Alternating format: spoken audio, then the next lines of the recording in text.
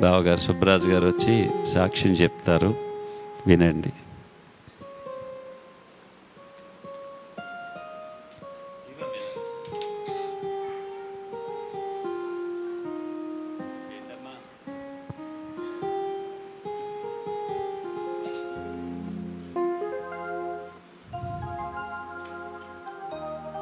నడిపిస్తాడు నా దేవుడు,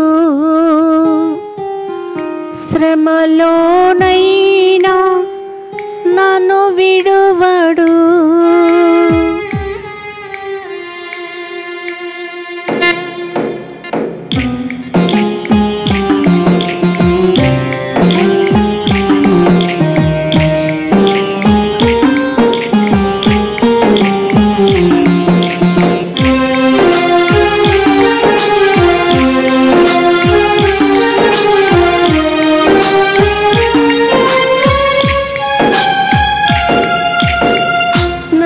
నడిపిస్తాడు నా దేవుడు, శ్రమలోనైనా నన్ను విడువడు.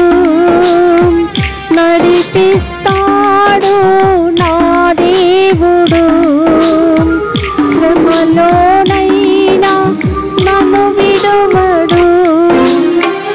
అడుగులో తడబడిన అలసట పైబడిన, అడుగులో తడబడిన అలసట పైబడిన, చేయి పట్టి వెన్ను తట్టి చక్కని ఆలోచన చెప్పి, చేయి పట్టి వెన్ను తట్టి చక్కని ఆలోచన చెప్పి, నడిపిస్తాడు నా దేవుడు, శ్రమలోనైనా నన్ను విడువడు.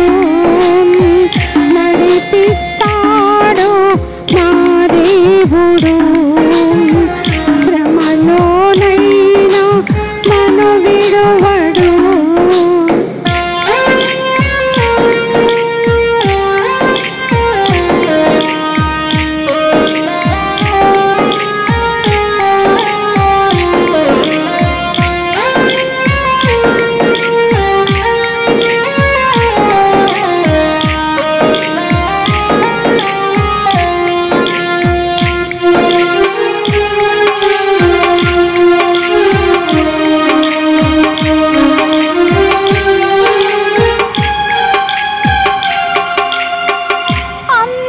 అంధకారమే దారి మోసిన, నిందలే నన్ను కృంగదీసిన,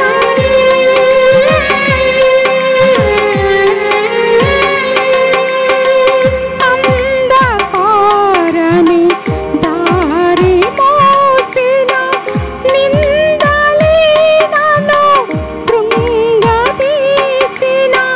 తన చిత్తం నెరవేర్చుతాడు, గమ్యం వరకు నన్ను చేర్చుతాడు. తన చిత్తం నెరవేర్చుతాడు, గమ్యం వరకు నన్ను చేర్చుతాడు. నడిపిస్తాడు నా దేవుడు, శ్రమలోనైనా నన్ను విడువడు. నడిపిస్తాడు నా దేవుడు, శ్రమలోనైనా నన్ను విడువడు.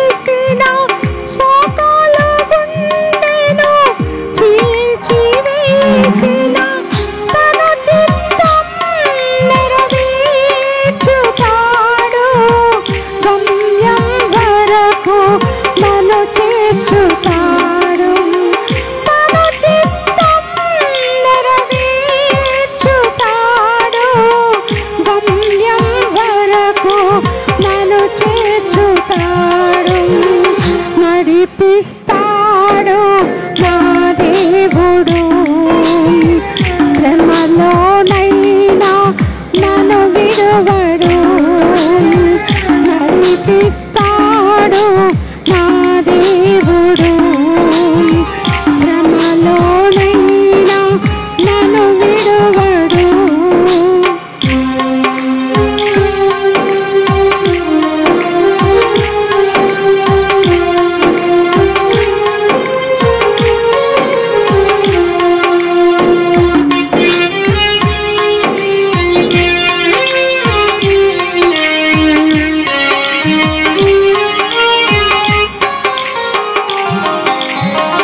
నాకున్న కలిమి కరిగిపోయినా, నా యొక్క బలిమి కరిగిపోయినా,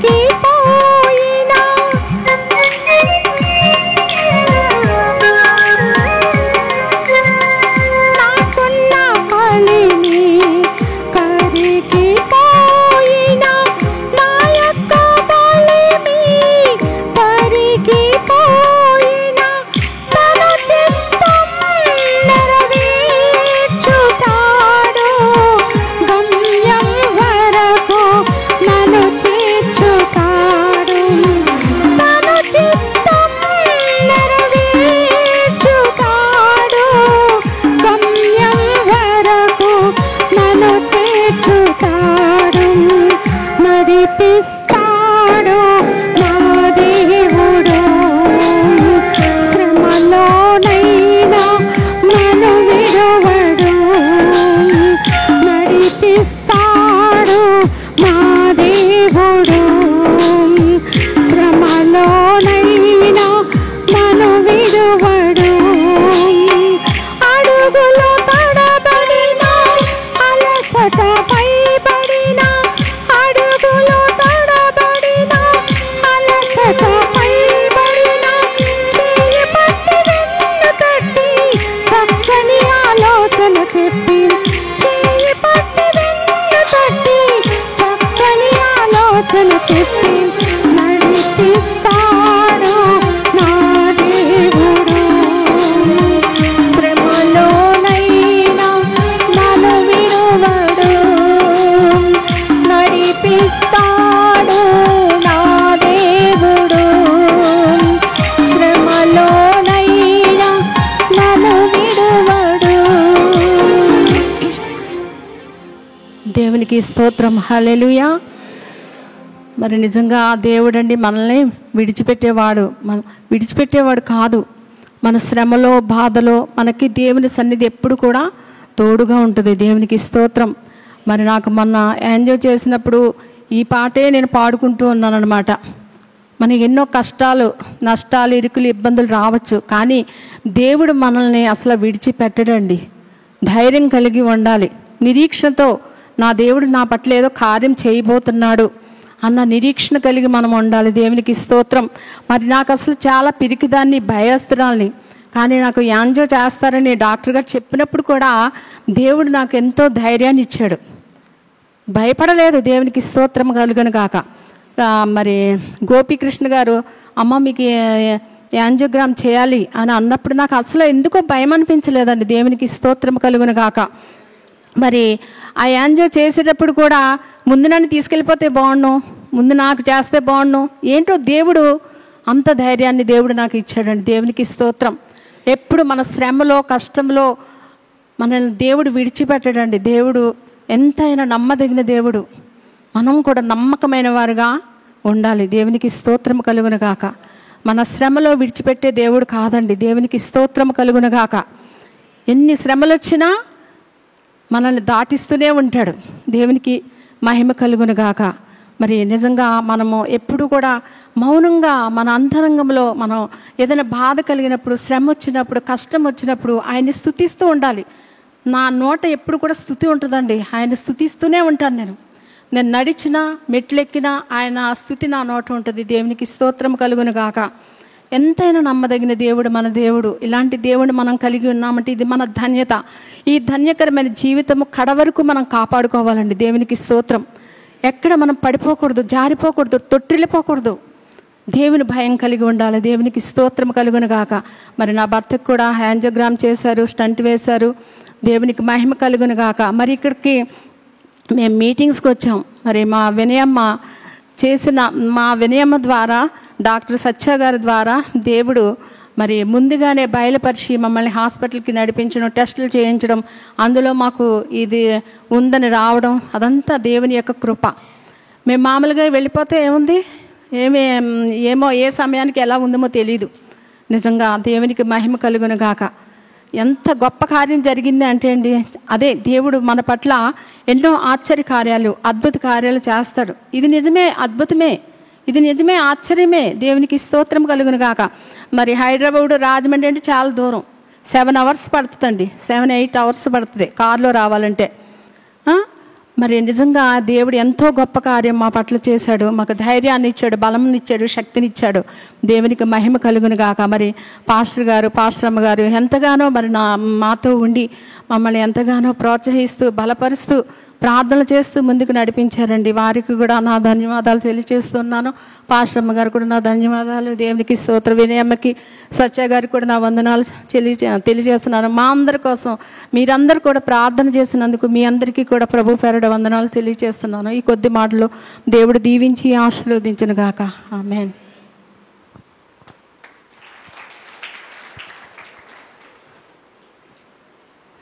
దేవునికి స్తోత్రం.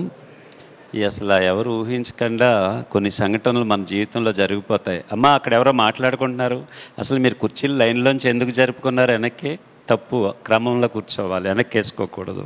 కుర్చీలు ఎవరు జరపకండి, ముందు లైన్లోకి వచ్చి కూర్చోవాలి.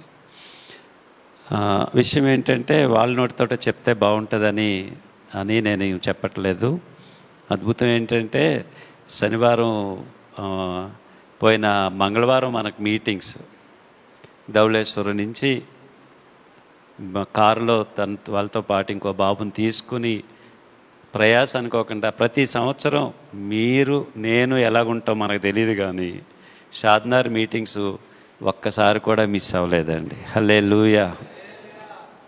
వస్తే మన కార్యక్రమాల్లో కూడా ఆయన వంతుగా పంపులు పంచుకుంటూ ఉంటారు. మంగళవారం నుంచి శుక్రవారం వరకు మీటింగ్స్ అయిపోయినాయి. ఆదివారం వరకు ఉండాలి ఉన్నారు. సోమవారం ఎందుకైనా మంచిదని మెడికల్ చెకప్కి నేను, పాస్టర్ అమ్మ గారు, బావగారు, చెల్లి అందరం వెళ్ళాం. మమ్మల్ని కూడా తీసుకెళ్తారు ఆయన. వెళ్తే ఒక రకమైన సిటీ యాంజియోని, సిటీ టెస్ట్ అంటే గుండె హార్ట్ పనిచేసే విధానము. యాంజియోగ్రామ్ అంటే చేతిలో నుంచి కానీ తొడలో నుంచి కానీ కెమెరా పంపించి హార్ట్ని చూస్తారు, సీడీ. దానికి ఒక ప్రాసెస్ ఉంటుంది. ఒక రోజు ముందు జాయిన్ అవ్వాలి, 30,000 ఎంత ఖర్చు అవుతాయి. చేతిలో నుంచి పంపిస్తారు. అది చేస్తేనే కానీ గుండెకి సంబంధించిన క్లియర్ పిక్చర్ రాదు. కానీ అలా కాకుండా వేరేగా కొంచెం సింపుల్ మెథడ్లో కూడా గుండె గురించి తెలుసుకునే టెస్ట్ ఒకటి ఉంది. అది చేయించుకోండి అని చెప్పారు. మేము అందరం చేసుకున్నాం. అయితే దేవుడి కృపను బట్టి బావగారికి చూపించుకోవాలి, ఇంకా హార్ట్ స్పెషలిస్ట్ దగ్గరికి, చెల్లికి చూపించుకోవాలి, నన్ను కూడా చూపించుకోవాలన్నారు. చూపించుకున్నాం మేము, అయిపోయింది. కానీ బావగారి యొక్క హార్ట్లో ఆల్రెడీ ఒక స్టెంట్ వేశారు 2017లో అని చెప్తారు. ఆ బ్లాకు మళ్ళీ ఎక్కడైతే బ్లాక్ ఉండిందో అక్కడే 90% మళ్ళీ వచ్చేసింది. లోపల ఆ కండలాటిది వచ్చేసింది. అంటే రక్తం వెళ్ళదు. ఎప్పుడైనా హార్ట్ అటాక్ వచ్చి చచ్చిపోవచ్చు కూడా, అలాంటి మనం తెలుసుకోకపోతే. కానీ దేవుడు కృపను బట్టి అదంతా క్లియర్ చేయడానికి దేవుడు గొప్ప కార్యం చేశాడు. హల్లెలూయా. ఇంకో విషయం ఏంటంటే వాళ్ళు భక్తి కలిగిన వాళ్ళు అని నేను చెప్పగలను. జనవరి 23, 24, 25 కదా ధవళేశ్వరంలో వీరు కూడా 3 రోజులు మీటింగ్స్ పెడతారు. దేవుడు వాళ్ళకి ఇచ్చిన డబ్బులో నుంచి పెద్ద స్థలం ఉంది వాళ్ళకి. మీటింగ్స్ పెట్టి పొద్దున్న టిఫిన్, మధ్యాహ్నం లంచ్, రాత్రి డిన్నరు, మంచి స్పెషల్ మీల్స్ పెడతారు. అది అంటే దేవుడి బిడ్డలు కదా, పెట్టాలి వాళ్ళకే మనం అనుకునే మైండ్. ఆ చివరి రోజున చాలా ధర్మకార్యాలు చేస్తారు. అది కూడా ఏళ్ళ గొప్పతనం కాదు, దేవుడిచ్చాడు కాబట్టి దేవుడిచ్చిన వాటిలోంచి కొంచెం ఖర్చు పెడుతున్నారు. దేవుడికే మహిమ కలుగును గాక. మంగళవారం నాడు నైట్ స్టెంట్ వేశారు. నిన్న హాస్పిటల్ నుంచి తీసుకొచ్చాము. రెస్ట్ తీసుకోవాలి, ఎక్కువ మాట్లాడకూడదు, మెట్లే ఎక్కకూడదు. అయినా సరే వచ్చి చిన్న సాక్ష్యం చెప్పి వెళ్ళిపోతాను అన్నారు. మరి చెల్లికి కూడా టెస్ట్ చేశారు. మళ్ళీ టెస్ట్ చేస్తే ఆమెకి దేవుడి దేవలన మందులతో నయమైపోద్దని చెప్పాడు. హల్లెలూయా. బావగారికి మాత్రం 90% స్టెంట్. గుండెకి 3 రక్తనాళాలు ఉంటాయి. మటన్లు, చికెన్లు, నూనె ఐటమ్స్ బాగా తినేసి కొవ్వు పెరిగిపోతే ఇలాంటి జబ్బులు వచ్చే అవకాశం ఎక్కువ ఉంటుంది. అలాగని బక్కగా ఉన్న వాళ్ళకి కూడా వస్తాయి, చెప్పలేం, అది మన తలరాత అంతే. సో ఏది ఏమైనా బావగారికి చాలా సీరియస్ కండిషను. చెల్లికి దేవుడు కీడు తప్పించాడు, దేవునికి స్తోత్రం. పాస్టర్ గారికి కూడా రిజల్ట్స్ మంచిగానే వచ్చినాయి, నాది పెండింగ్లో ఉంది. హల్లెలూయా. బావగారి మాటలతో మిగిలిన విషయాలు చెప్పు. దేవుడికే మహిమ కలిగిన కాక. ప్రార్థన చేసుకుందాం. సైన్యములకు అధిపతిని యెహోవా, నువ్వు మమ్మల్ని నిలబెట్టుకుని, బ్రతికించుకొని, నిలబెట్టుకుని ప్రభువా నా నోటి సాక్ష్యం చెప్పడానికి ఇచ్చిన సమయంలో బట్టి మీకు కృతజ్ఞత స్తోత్రములు చెల్లిస్తూ ఈ యొక్క ప్రార్థన చేస్తున్నాను తండ్రి. యేసు నామములో నా మాటలకు ఏం మాట్లాడాలో మీరే మాట్లాడించమని యేసు పరిశుద్ధ నామములో అడుగుతున్నాను తండ్రి. ఆమేన్. దేవుని నామంలో మీ అందరికీ దేవాది దేవుడైన యేసు ప్రభు వారి పక్షంగా మీకు నమస్కారం చెల్లిస్తున్నాం, వందనాలు చెల్లిస్తున్నాం.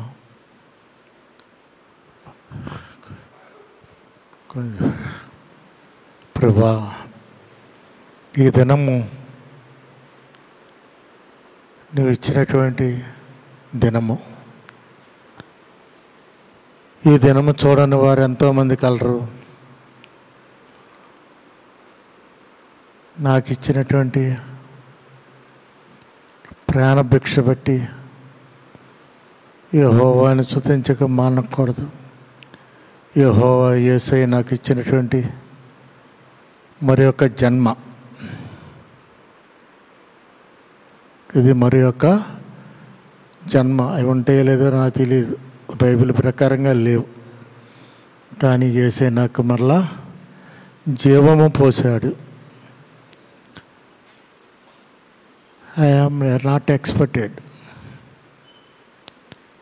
నాకు 2010లో స్టంట్ వేశారు. 2010లో స్టంట్ వేస్తే మరలా 2017లో ఆ యొక్క కొంచెం అనారోగ్యం వస్తే మళ్ళీ ఎంజాయ్ చేశారు. ఎంజాయ్ అంటే మళ్ళీ ఇందా చెప్పారుగా, ఇలా నరం నుంచి ఇలా లోపలికి ఒక వైర్ ద్వారా కెమెరా పంపించి చెక్ చేస్తారు. 2017లో చూసి బాగుందండి, అంతకుముందు వేసిన 2010లో వేసిన స్టంట్ కూడా బాగుంది, ఇప్పుడే వేసినట్టుంది అని చెప్పారు. 2010లో ఆయనే నాకు స్టంట్ వేశాడు. 2017లో కూడా చెక్ చేసింది కూడా ఆయనే. శనివారం నాడు వినయమ్మ, సత్య గారు లేదో ఒక సిటీ స్కాన్ చేసుకుంటే బాగుంటుందని వినయ గారికి మన సత్య గారికి ఎవరో డాక్టర్ గారు చెప్తే అసలు సత్య గారు చేయించుకోవాలి ఇది. మా బావగారు అన్నారు, సత్య గారు వెళ్ళాలి, మీరు కూడా చేయించుకోని అన్నాడు.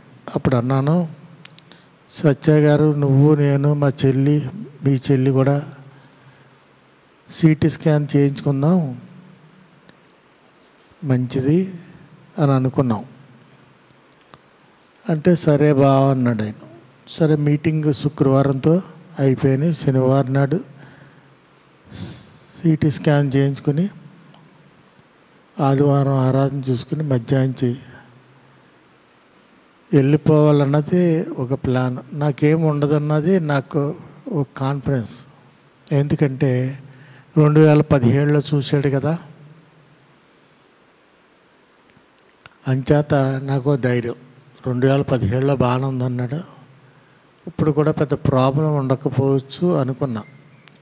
ఈ సిటీ స్కాన్ అయిన తర్వాత వాళ్ళు ఏమన్నారంటే, సిటీ స్కాన్ మీకు పూర్తిగా అవ్వట్లేదండి, కొంచెం ప్రాబ్లం ఉన్నది అని చెప్పి నాకు, డేవిడ్ గారికి ప్రాబ్లం ఉన్నట్టుగా మీరు చూడండి అంటే, నాకైతే 800 డిఫరెన్స్ కనపడుతుంది, ఆయనకి 300 చిల్లర ఉంది అని ఏదో చెప్పారు వాళ్ళు. సరే అని మరి శనివారం అయిపోయింది, ఆదివారం ఇక్కడికి వచ్చాను, మీ ముందు మాట్లాడాను. సోమవారం నాడు పొద్దున్న మా డాక్టర్ గారు, ఆయన దొరకలేదు, మొత్తానికి ఎలాగలాగా మా కోడలు ప్రేమేల చాలా కష్టపడి ఆయనకి మార్చి 15 దాకా డేట్స్ ఖాళీ లేవని చెప్పారు. మా మా కుమార్తె ప్రేమేల దర్శనం ఎంత కష్టపడ్డదో పాపం. ఆ డాక్టర్ గారిని పట్టుకుని, తప్పదండి ఇలాగంటే పాపం ఆయన టైం ఇచ్చాడు. సరే, టైం తీసుకుని సోమవారం వెళ్ళటం, ఆయన చూసి ఇలా సిటీ స్కాన్ ఇలా వచ్చింది అని చెప్తే, మీకు ఏమి ఉండదండి, సిటీ స్కాన్ చిన్న, మీకు అంతకుముందు స్టంట్ పట్టదు కదా, అందువరకు కూడా సిటీ ఇలా రావచ్చు, ఏనో మీరు ఎందుకైనా మంచిది ఎంజాయ్ చేద్దాము అని అన్నారు. ఎంజాయ్ చేయటం అంటే చెప్పారు కదా, కెమెరా సిస్టమ్. సరే, సుబ్బరాజు గారు ఎప్పుడు చేయించుకుంటారంటే, మీ ఇష్టం సార్. సరే అయితే రేపు మంగళవారం రండి, చేయించుకుంటా అన్నారు. ఈ లోపల నా భార్య సోమవారం నాడు ఆవిడ సిటీ స్కాన్ చేయించుకున్నారు. సోమవారం చేయించుకుంది ఆవిడ. నేను ఆ స్టార్లో చేయించుకున్నాను, ఈవిడ మీ యశోదలో సిటీ స్కాన్ ముందు రోజు డబ్బులు కట్టాం కదా అని ఆ రోజు చేశారు. నా భార్యకి 70% బ్లాక్ ఉంది, మీకేమో అని వచ్చింది రిపోర్ట్. 70% దాకా బ్లాక్ ఉండొచ్చు అని వచ్చారు, ఉండొచ్చు. సరే అయితే అని ఆవిడ కూడా మొత్తం మీద మా కోళ్ళ మాట్లాడి, ఆవిడ కూడా మంగళవారం నాడు పొద్దున్న నేను నా భార్యకి కూడా డాక్టర్ గారి దగ్గరికి వెళ్ళటం. డాక్టర్ గారు ఏమన్నారంటే, నన్ను చెక్ చేస్తున్నారు, ఆవిడకి కూడా పాపం చేశారు. ఇందులో ఒక విషయం చెప్పాలి. ఇందాక పాస్టర్ గారు చెప్పినట్టుగా ఇవన్నీ మటను, చికెను ఇవన్నీ తినేవాళ్ళు నేను ఎక్కువగానే తింటాను. నా భార్య తిందో, అయినా ఆవిడకి వచ్చిందేటా అని నేను ఆలోచనలో పడ్డా. సరే, నాకు కామన్గా తింటాను కాబట్టి రావచ్చు. నేను స్వీట్లు కూడా ఎక్కువ తాడుతాను. నాకు ఆపోజిట్, ఆవిడ ఏమి తిందో నేను అన్నీ తినేస్తాను. నేను రోజు 2-3 స్వీట్లు తినాలి, 2 చాక్లెట్లు తినాలి. చాక్లెట్లు కూడా తింటాను నేను నైట్. కనీసం వారంలో 4 రోజులు నాన్ వెజ్ తింటాను. తను ఏమి తిందో, ఆవిడకి వచ్చిందేటా అని ఆలోచన పడ్డా. సరే, మొత్తానికి మా ఇద్దరిని ఒకే హాస్పిటల్లో ఒకే రోజు ఒకే డాక్టర్ గారు, ఇద్దరికి యాంజో. సరే, నన్ను జాయిన్ చేసుకున్నారు, ఆవిడని కూడా జాయిన్ చేశారు. ఈ లోపల ఆవిడకి మోషన్స్ పట్టుకున్నాయి. ఆ మోషన్స్ కోసం ఆవిడ సెలైన్ పెట్టారు. ఆవిడ ఏరే వార్డు, నేను ఏరే వార్డు. సరే, నన్ను తీసుకెళ్ళారు. సాయంకాలం మొత్తం మీద యాంజియో చేసి కొద్దిగా పెయిన్ఫుల్గా ఉంటుంది. యాంజియో అంటే అంత ఈజీగా ఏమి ఉండదు, చాలా కష్టంగానే ఉంటుంది. తెలుస్తుంది మనకి, కష్టం అంతా నొప్పి తెలుస్తుంది. మొత్తం ఎవరో ఇప్పుడు అన్నారు, సుబ్బరాజు గారు మీకు బ్లాక్ ఉందండి, స్టంట్ పడుతుంది అన్నాడు. సరే అయితే వేసేయండి అని అన్నాను.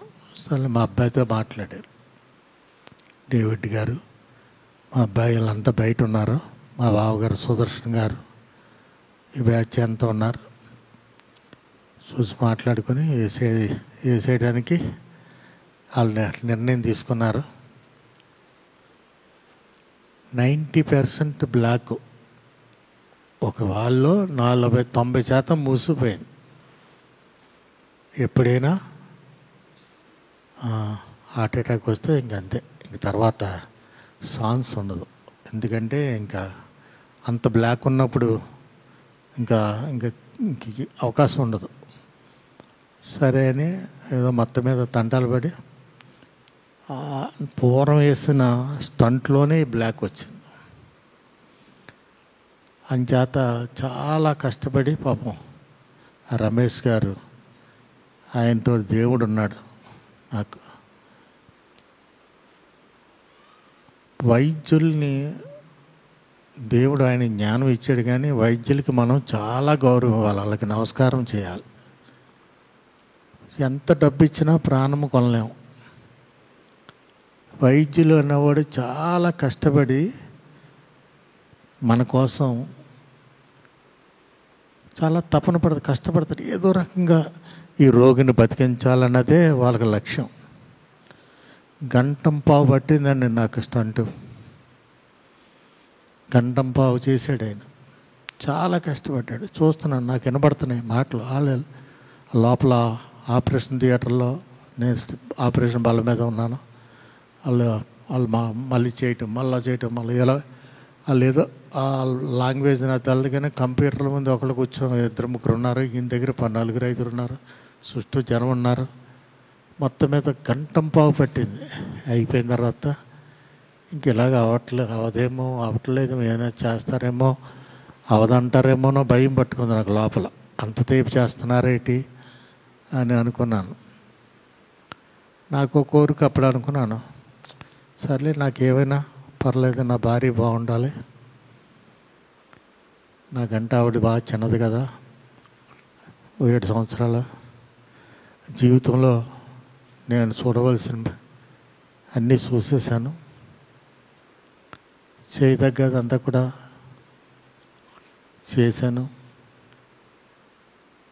జీవితంలో చాలామందికి నేను నా ద్వారా దేవుడు ఉపకారంగా చేశాడు. ఎవరికి నేను కష్టతరంగా చేయలేదు, నా వల్ల ఎవరికి కష్టపడలేదు, నా వల్ల ఎవరు ఇబ్బంది కలగలేదు. నేనేదో దేవుడు నన్ను నిలబెట్టుకుని చాలామందికి నా ద్వారా సాయం చేస్తున్నాడు. అది కంటిన్యూ చేయాలని నా కోరిక. అని నా భార్య బాగుంటే చాలని నేను అనుకున్నాను. అంత ముందు రోజునే మా చిన్న అబ్బాయిని కేకేసి, బాబు నేను యాంజియోగ్రామ్కి వెళ్తున్నాను, నేను ఎవరెవరికి ఏ చర్చికి ఎంత ఇవ్వాలనుకున్నానో లిస్ట్ రాసుకో, ఎందుకంటే వెళ్ళేది యాంజియోగ్రాము, అక్కడ పరిస్థితులు ఎలా ఉంటాయో నాకు తెలియదని. నా కొడుకుని చిన్న కుమారుడు ఉన్నాడు, వాడికి అన్నీ చెప్పేశాను. ఈయనకి ఎంత ఇవ్వాలి, ఈ చర్చికి ఎంత ఇవ్వాలి, ఈ చర్చి కట్టుకుంటున్నారు వీళ్ళకి ఎంత ఇవ్వాలి, ఈ చర్చి కట్టుకుంటున్నారు ఎంత ఇవ్వాలని మొత్తం అన్నీ నా చిన్న కుమారుడి చెప్పేశాను. వీళ్ళందరికీ పేదవాళ్ళకి ఇచ్చే కార్యక్రమాలు కంటిన్యూ చేయండి బాబు, ఏమో పరిస్థితులు ఎలా ఉంటాయో తెలియదు కదా, మీరు ఓపుకొన్నాళ్ళు చేయండి, ఇది మన దేవుడిచ్చిన బహుమానం, మన కోసం, మన చేతుల కోసం, మన చేతుల్లో యజమానురాలు దాసి యజమానుల తట్టు, చేతుల తట్టు చూసినట్టుగా వాళ్ళు మనం చూస్తూ ఉన్నారు, వాళ్ళకి హెల్ప్ చేయండి అని చెప్పేశాను. అని చేత ఇంక నాకు వాళ్ళు చేస్తారు, ఒకనే భయమే లేదు అనుకున్నాను. దేవుడు మరలా నేను చేయవలసిన, నాతోటే చేయించుకోవాల్సిన పనులు ఏవో ఉన్నాయి, మళ్ళీ బ్రతికించాడు.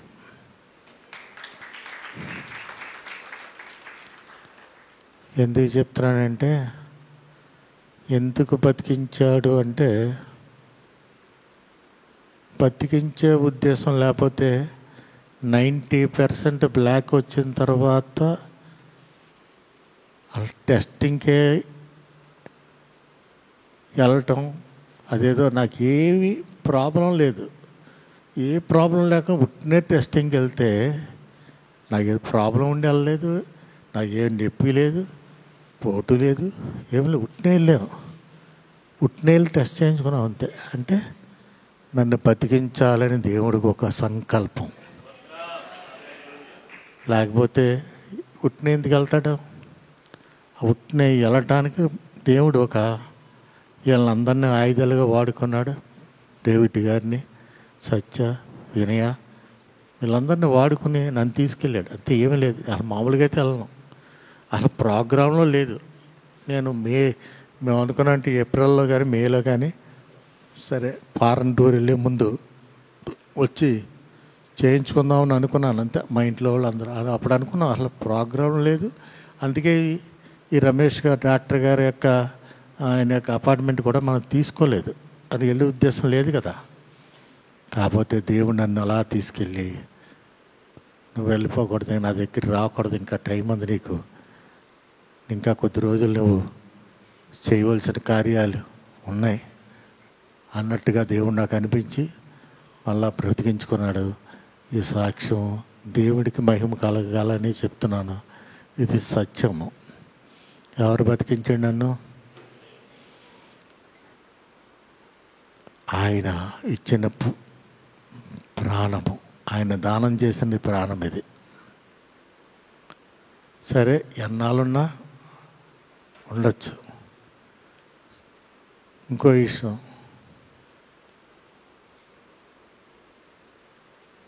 నాన్ వెజ్ తింటే ఇంకో తింటే వచ్చేది మాత్రం కాదు. అలాగైతే బ్రాహ్మణులకు వస్తున్నాయి, కౌంట్లకు వస్తున్నాయి, అది ఏం లేదు. యేసయ్య మీద అలా ఆనుకోరు, అలాగ వస్తుంది. మీరందరూ యేసయ్య సన్నిధిలో ఉన్నారు కాబట్టి మీకేమీ రానియకుండా దేవుడే కాపాడుతాడు. అంతేగాని ఏదో తింటే వచ్చి ఏదో తినకపోతే రావడం అనేది ఏమి ఉండదు. యేసయ్య కాపుదలు ఉంటే మనం బ్రతుకుతాము. ఆయన చెయ్యి విడిస్తే వెళ్ళిపోవాల్సింది.